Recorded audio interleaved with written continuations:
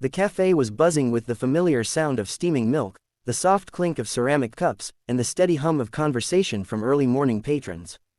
The smell of roasted coffee beans lingered in the air, wrapping the small shop in a comforting aroma. Behind the counter, Marcus moved with practiced ease, his hands swift and sure as he poured espresso into cups, frothed milk into smooth velvet, and offered smiles to everyone who stepped up to the counter. He had been working as a barista for almost 2 years now, a job he had taken after his college scholarship fell through and life had thrown him into a scramble to make ends meet. He never complained, though. To him, every cup of coffee was a chance to brighten someone's day, and that was reason enough to keep showing up at dawn. The morning rush was beginning to thin out when Marcus noticed a young girl sitting alone at a corner table by the window. She was small, no more than 8 years old, with a frail frame and big, curious eyes that seemed far too tired for someone her age. Her little hands clutched at a tray with a half-eaten muffin and a small carton of milk, though it didn't look like she had the strength to finish either. Her head was bald beneath a soft, pink beanie, and it didn't take Marcus long to piece together why. His chest tightened. He had seen people like her before, children whose battles were heavier than anything most adults could imagine.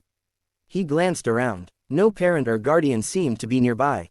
Concern prickled at him, but he didn't want to frighten her. He waited a moment, then approached slowly, crouching down to her level so his tall frame wouldn't tower over her. "Hey there," he said gently, his voice carrying the same warmth he used when greeting regulars. "Mind if I sit for a moment?" The girl looked up at him, her eyes bright but cautious. After a brief pause, she gave a tiny nod. Marcus pulled up a chair and offered her a smile. "What's your name?" "Lily," she whispered, her voice so soft he almost missed it. "Lily," he repeated, as though testing the sound of it. "That's a beautiful name. I'm Marcus." He gestured to the muffin. "Not hungry today?" She frowned and poked at the muffin with her fork. "I try, but it's hard. The food doesn't taste right anymore." Marcus's heart ached at her honesty. He thought of his own younger sister, who was close to Lily's age. If she were in the same situation, he hoped someone would be kind to her too. "Well," he said after a beat, "I think maybe the muffin is just lonely. Food tastes better when someone shares it with you. Want me to prove it?" Lily's lips twitched, the ghost of a smile forming. She nodded. Marcus excused himself for a second and came back with a fresh muffin, cutting it in half before sitting back down. He exaggerated his first bite, closing his eyes and humming dramatically. Yep, definitely better when shared. Your turn." Lily giggled softly and took a small bite. To Marcus's relief, she managed to swallow it without looking pained. They ate slowly, Marcus telling her little stories about the silly things customers did, like the man who once asked for a latte with extra air, or the woman who insisted she could taste the difference between a smile and a frown in her cappuccino foam. Each story drew a shy giggle or smile from Lily, and Marcus found himself wanting to tell her every funny moment he could remember just to keep her laughing. When the muffin was nearly gone, Lily leaned back, her eyelids drooping slightly from fatigue but her expression peaceful. "Thank you," she whispered. "For what?" Marcus asked softly. "For making it not so hard." Marcus swallowed the lump in his throat and reached across the table, giving her small hand a gentle squeeze. "Anytime, kiddo, anytime." What Marcus didn't know, what he couldn't have known, was that someone had been watching from the other side of the cafe. A woman sat in the far corner, sunglasses perched on her nose, her dark hair pulled into a sleek bun. She had slipped in quietly, unnoticed, and had been planning to grab her coffee and leave. But the sight of Marcus kneeling beside her daughter had stopped her cold. Her name was Evelyn Hart, though the world knew her as Evelyn Sinclair, the billionaire CEO of a multinational investment firm, a woman who moved markets with a single decision. People saw her as untouchable, powerful, perhaps even cold. But here, in this small cafe, she wasn't the formidable executive. She was simply a mother who had been terrified for months as her daughter fought through rounds of chemotherapy, a mother who knew the helplessness of sitting by hospital beds and praying for miracles. Evelyn's bodyguard had insisted on giving her space for a few minutes while he handled a call outside, but he would never have approved of Lily being out of her sight. Yet here she was, watching as a stranger, noticing what others had ignored, cared for her daughter with a tenderness that no paycheck could ever buy. Her throat tightened as she saw Lily laugh, really laugh, for the first time in weeks. Evelyn felt hot tears prick her eyes, but she blinked them away, unwilling to let them fall in public. She had the wealth of nations at her fingertips, but in this moment, it wasn't her money, her power, or her influence that had made her daughter smile. It was the kindness of a man who had nothing to gain. Marcus stood after a while, returning to his duties behind the counter. Evelyn lingered a few minutes longer, watching as Lily rested her chin in her hands and gazed out the window, looking calmer than she had in months. Finally, Evelyn rose, walking with her usual poise, though her heart was pounding. She didn't approach Marcus then.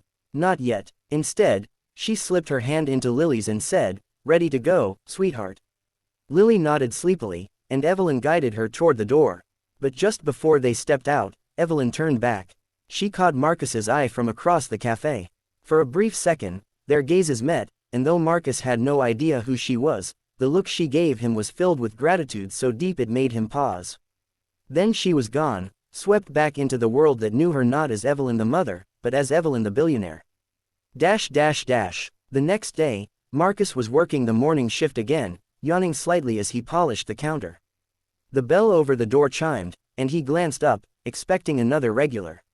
Instead, the cafe seemed to fall into a hush as a woman in a tailored suit walked in, flanked by two sharply dressed men. Her presence commanded attention, though she wore no obvious signs of wealth, just a quiet authority that made people instinctively step aside. Marcus froze. It was her, the woman from yesterday. She walked straight to the counter, her heels clicking softly on the floor. Removing her sunglasses, she revealed striking green eyes that seemed to see right through him. Marcus cleared his throat. "Good morning. What can I get for you?" "An Americano," she said smoothly. Then, lowering her voice, she added, "and perhaps a moment of your time." Confused but curious, Marcus prepared the drink, handing it over carefully. Evelyn didn't move to take a seat. Instead, she nodded toward a quiet corner. They sat down, and for a moment Marcus felt oddly nervous under her gaze. She studied him like one might study a rare painting, her expression unreadable. Finally, she spoke. "You don't know me," she began, her voice calm but firm. "And that's fine. But yesterday, you sat with my daughter." Marcus blinked. "Your daughter, Lily?" Evelyn nodded. "Yes, Lily. She's been through more than any child should endure. The treatments, they take so much out of her. Eating has been a struggle. Smiling has been nearly impossible. But yesterday, I watched you make her laugh. You made her eat. Do you know how long it's been since I've seen that?" Marcus shifted uncomfortably, not knowing what to say. "I just didn't want her to feel alone." Evelyn's composure wavered for a split second, her eyes glistening. She reached into her bag and slid a card across the table. "I don't usually do this. But I believe kindness should never go unnoticed. Call me. Whatever you need. School, housing, opportunities, I can help." Marcus stared at the card. It was embossed with gold lettering. Evelyn Sinclair, CEO, Sinclair Global Investments. His breath caught. He had heard of her, everyone had. She was one of the most powerful women in the world. He hesitated, pushing the card back gently. "I appreciate it, really, I do. But I didn't help Lily for a reward. She reminded me of my little sister. That's all." Evelyn's lips curved into a small, genuine smile, the kind she rarely let the world see. "That's exactly why I want to help you." For the first time in a long time, Marcus found himself at a loss for words. He looked at Evelyn, at the strength in her posture, the vulnerability in her eyes, and realized that yesterday had changed something for both of them. For Lily, it had been a moment of joy in the middle of hardship. For Evelyn, it had been a reminder that not all wealth was measured in dollars. And for Marcus, it had been proof that sometimes, the smallest acts of kindness reached further than he could ever imagine.